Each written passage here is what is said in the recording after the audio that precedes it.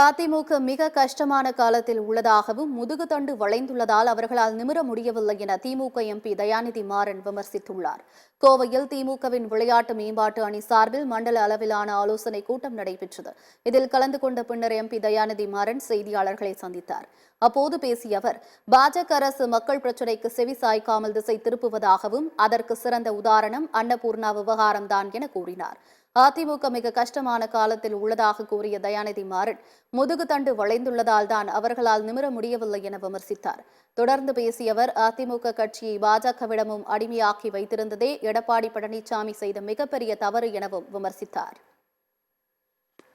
காலகட்டத்தில் அஇஅதிமுக அவர்கள் செய்த மிகப்பெரிய தவறு அடிமைகளா இருந்தது. என்னவென்றால் ஜெயலலிதா கிட்ட இருந்தே தயார் நடக்கினாங்க.